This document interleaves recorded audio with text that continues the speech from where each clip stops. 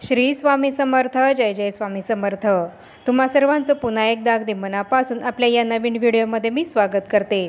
आज आहे कार्तिक महिन्यातील संकष्टी चतुर्थी आणि या संकष्टी चतुर्थीला गणाधिप संकष्टी चतुर्थी म्हणून सुद्धा ओळखलं जातं. संकष्टी चतुर्थी ही गणपती बाप्पांच्या सेवेसाठी समर्पित आहे. गणपती बाप्पा ही देवता आपल्या सर्वांची विघ्न दूर करणारी अशी देवता आहे आणि आपल्याला सुख प्रदान करणारी देवता आहे.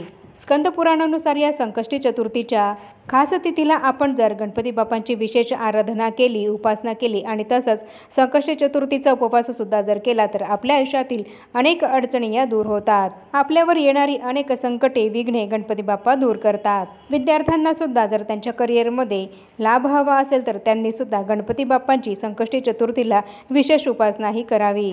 परीक्षेमध्ये उत्तम यश मिळण्यासाठी आणि तसंच करिअरमध्ये खूप प्रगती होण्यासाठी संकष्टी चतुर्थीला गणपती अथर्वशीर्षाचं एक पाठ हा तरी नक्की करावा. संकष्टी चतुर्थीचं व्रत हे विवाहित स्त्रिया आपल्या पतीच्या दीर्घायुष्यासाठी आणि सौभाग्यासाठी तसंच आपल्या मुलांच्या कल्याणासाठी, त्यांच्या प्रगतीसाठी आणि त्यांच्या सर्व मनोकामनापूर्तीसाठी करत असतात. आपल्या आर्थिक अडचणी दूर करण्यासाठी सुद्धा संकष्टी चतुर्थीचं व्रत करणं अत्यंत फायदेशीर ठरतं. संकष्टी चतुर्थीला आपण दिवसभर उपवास करत असतो आणि संध्याकाळी गणपती बाप्पांची पूजा करून हा उपवास सोडत असतो. संकष्टी चतुर्थीचं व्रत केल्याने आपली सर्व संकटही दूर होतात. आपल्या पतीला दीर्घायुष्य प्राप्त होतं. आपल्या मुलांची त्यांच्या प्रत्येक क्षेत्रामध्ये खूप प्रगती होते. आपल्या सर्व मनोकामना या पूर्ण होतात. तर अशा या संकष्टी चतुर्थीला आपण गणपती बाप्पांची विशेष आराधना करून जर काही प्रभावी उपाय केला तर त्यामुळे आपल्याला खूपच लाभ होतो. आपल्या सर्व मनोकामना पूर्ण होतात. आपल्या मुलांचे किंवा पतीच्या मार्गामध्ये येणारे अडथळे दूर होतात. बाप्पांच्या कृपेने प्रत्येक कामामध्ये यश मिळण्यास सुरुवात होते. त्यामुळेच आपल्याला संकष्टी चतुर्थीला आज एक प्रभावी उपाय हा करायचा आहे. तर आजच्या व्हिडिओमध्ये मी तुम्हाला हीच संपूर्ण माहिती देणार आहे की आज गणाधिप संकष्टी चतुर्थीला आपल्या मुलांच्या कल्याणासाठी, आपल्या सर्व इच्छा पूर्ण होण्यासाठी, आपल्या घराची प्रगती होण्यासाठी, आपल्या मुलांच्या आणि पतीच्या कामामध्ये अडथळे जे येत असतील तर ते दूर होण्यासाठी कोणता प्रभावी उपाय हा करायचा आहे याबद्दलच संपूर्ण माहिती मी तुम्हाला या व्हिडिओमध्ये देणार आहे. त्यामुळे ही अत्यंत महत्त्वपूर्ण माहिती जाणून घेण्यासाठी हा व्हिडिओ कुठेही स्किप न करता शेवटपर्यंत नक्की बघा. म्हणजे हा उपाय आपल्याला कसा करायचा आहे याबद्दल तुम्हाला संपूर्ण माहिती मिळेल आणि त्याप्रमाणे तुम्ही सुद्धा हा उपाय नक्की करा. म्हणजे याचा फायदा तुम्हाला सुद्धा होईल. आपण कष्ट मेहनत खूप घेतो पण त्या कष्टाला, मेहनतीला नशिबाची आणि देवाची साथ असणं खूप महत्त्वाचं आहे. आपल्या कष्टाला, मेहनतीला देवांची साथ मिळावी, नशिबाची साथ मिळावी यासाठीच हे महत्त्वपूर्ण उपाय आपण करत असतो. काही व्यक्तींना खूप प्रयत्न करून सुद्धा कोणत्याही कामामध्ये यश मिळत नाही. तर अशा व्यक्तींनी हे अतिशय प्रभावी उपाय तर नक्कीच करावेत की ज्यामुळे त्यांना त्यांच्या कष्टासोबत नशिबाची आणि भाग्याची साथ तसंच गणपती बाप्पांची कृपाही मिळून त्यांच्या प्रत्येक कामामध्ये यश मिळण्यासही सुरुवात होईल. गणपती बाप्पा आपली सर्व विघ्न दूर करत असतात आणि म्हणूनच असं विघ्न दूर करणाऱ्या गणपती बाप्पांच्या संकष्टी चतुर्थीला आपण जर हा उपाय केला तर यामुळे आपल्या कामामध्ये ज्या काही अडचणी येत असतील, जे काही विघ्न येत असतील तर ते गणपती बाप्पा दूर करतील आणि आपल्या सर्व इच्छा पूर्ण करतील आणि बाप्पांच्या कृपेने आपल्या सर्व कामांमध्ये आपल्याला यश मिळेल. चला तर मग हा उपाय आपल्याला कसा करायचा आहे याबद्दल आता आपण संपूर्ण माहितीही जाणून घेऊया. भगवान श्री गणेश हे सर्व अडथळे विघ्न दूर करणारी देवता आहे. त्यामुळेच कुठल्याही कार्यामध्ये किंवा कुठल्याही पूजेमध्ये अडथळे येऊ नयेत यासाठी सर्वात आधी गणपती बाप्पांचे पूजन केले जाते आणि गणपती बाप्पांच्या पूजनानेच सर्व शुभ कार्य किंवा पूजा विधी हे सुरू होतात. आणि म्हणूनच आपण गणपती बाप्पांचे स्मरण हे कुठलेही महत्त्वाचे काम सुरू करण्यापूर्वी नक्की केले पाहिजे आणि त्यांच्या स्मरणानेच, त्यांच्या पूजेनेच कुठलेही काम आपण हे नेहमी सुरू केलं पाहिजे. गणपती बाप्पांच्या पूजनाने आणि स्मरणाने कुठलेही काम जर आपण सुरू केलं तर त्या कामामध्ये कधीच अडचणी या येत नाहीत. ते काम पूर्ण होण्यासाठी जे काही अडथळे येतात तर ते गणपती बाप्पा दूर करत असतात. त्यामुळे ते काम निर्विघ्नपणे पूर्ण होतं आणि म्हणूनच आपण कुठलंही महत्त्वाचं काम हे सुरू करतो तर तेव्हा प्रथम गणपती बाप्पांचं पूजन करत असतो.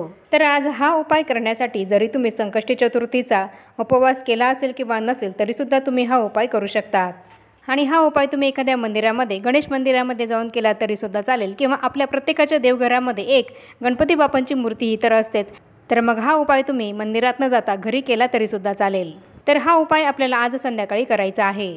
ज्यांनी संकष्टी चतुर्थीचा उपवास केला असेल तर त्यांनी हा उपवास सोडण्याच्या आधी हा उपाय करायचा आहे आणि ज्यांनी संकष्टी चतुर्थीचा उपवास केला नसेल तर त्यांनी संध्याकाळी दिवे लागण्याच्या वेळेस हा उपाय करायचा आहे. तर हा उपाय करण्यासाठी आपल्याला आपल्या देवघरासमोर आसन टाकून बसायचं आहे आणि संध्याकाळी दिवे लागण्याच्या वेळेस आपल्या देवघरामध्ये शुद्ध गाईच्या तुपाचा दिवा प्रज्वलित करायचा आहे। गाईचं तूप नसेल तर तेलाचा दिवा प्रज्वलित केला तरीसुद्धा चालेल। धूपदीप लावून घ्यायची आहे आणि गणपती बाप्पांना त्यांच्या आवडत्या वस्तू, प्रिय वस्तू या अर्पण करायच्या आहेत। जसं की दुर्वा, लाल फूल या वस्तू गणपती बाप्पांना अर्पण करायच्या आहेत। त्याचप्रमाणे संध्याकाळी गणपती बाप्पांना गुळ खोबऱ्याचं नैवेद्य किंवा मोदकाचा नैवेद्य हा जरूर अर्पण करायचा आहे आणि त्यानंतर हा उपाय आपल्याला करायचा आहे। आणि हा उपाय करण्यासाठी आपल्याला थोडीशी हळद घ्यायची आहे आणि गाईचं शुद्ध तूप घ्यायचं आहे। तर आता या हळदीमध्ये आपल्याला थोडंसं गाईचं शुद्ध तूप हे टाकायचं आहे आणि ते आपल्याला चांगलं मिक्स करून घ्यायचं आहे आणि याचा तिलक हा आपल्याला गणपती बाप्पांच्या कपाळावर लावायचा आहे। आणि जेव्हा हा तिलक आपण गणपती बाप्पांच्या कपाळाला लावू तर तेव्हा आपल्याला ओम गंग गणपते नमः या मंत्राचा जप करायचा आहे। तर आता हळदीचा हा तिलक गणपती बाप्पांच्या कपाळाला लावून झाल्यानंतर आपल्याला त्या तिलकावरच थोड्याशा अक्षता, अखंड अक्षता या गणपती बाप्पांच्या कपाळाला लावायच्या आहेत। ज्याप्रमाणे गणपती बाप्पांच्या कपाळाला या अक्षता चिटकतात त्याचप्रमाणे आपली प्रगती होत जाते असं म्हटलं जातं। म्हणून आपल्याला गणपती बाप्पांच्या कपाळाला हळदीचा तिलक लावल्यानंतर अक्षता या जरूर लावायच्या आहेत। यामुळे आपल्या मुलांची, पतीची, संपूर्ण घराची प्रगती होईल। तर असा हा तिलक गणपती बाप्पांच्या कपाळाला लावून झाल्यानंतर आपल्याला काही प्रभावी सेवासुद्धा करायची आहे।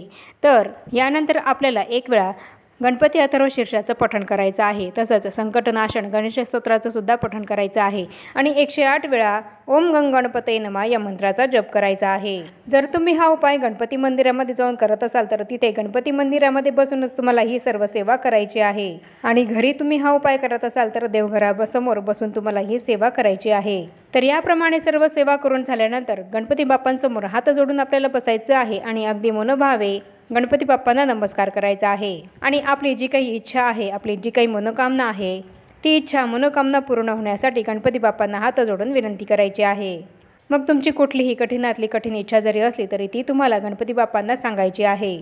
ती इच्छा पूर्ण होण्यासाठी गणपती बाप्पांना तुम्हाला विनंती करायची आहे। याप्रमाणे जर तुम्ही हा उपाय कराल आणि गणपती बाप्पांना तुमची इच्छा पूर्ण होण्यासाठी जर विनंती कराल तर गणपती बाप्पा तुमची प्रार्थना विनंती जरूर ऐकतील आणि तुमची इच्छा सुद्धा नक्कीच पूर्ण करतील आणि गणपती बाप्पांची विशेष कृपादृष्टीही तुमच्यावर कायम राहील।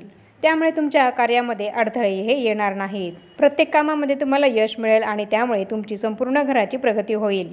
फक्त सांगितल्याप्रमाणे तुम्हाला उपायसुद्धा करायचा आहे आणि सेवासुद्धा करायची आहे। फक्त उपाय केला आणि सेवा केली नाही तर तुम्हाला याचं फळ हे मिळणार नाही। म्हणून उपायासोबत आपल्याला ही सेवासुद्धा जरूर करायची आहे। तर याप्रमाणे आजच्या व्हिडिओमध्ये मी तुम्हाला संपूर्ण माहिती दिलेली आहे की आपल्या संपूर्ण घराची प्रगती होण्यासाठी, आपल्या इच्छा पूर्ण होण्यासाठी, आपल्या मुलांच्या कल्याणासाठी, त्यांच्या प्रगतीसाठी कोणता प्रभावी उपाय हा आपल्याला आज संकष्टी चतुर्थीला संध्याकाळी करायचा आहे याबद्दल संपूर्ण माहितीही दिली आहे। आणि आता या छोट्याशा माहितीसह आपण आपला आजचा हा व्हिडिओ इथेच थांबवूया। चॅनलवर पहिल्यांदाच आला असाल तर चॅनलला जरूर सबस्क्राईब करा आणि या व्हिडिओला जास्तीत जास्त लाईक आणि शेअरसुद्धा जरूर करा आणि भेटूया पुन्हा अशाच नवीन एका माहितीपूर्ण आणि महत्त्वपूर्ण व्हिडिओसोबत। तोपर्यंत सर्वांना श्री स्वामी समर्थ।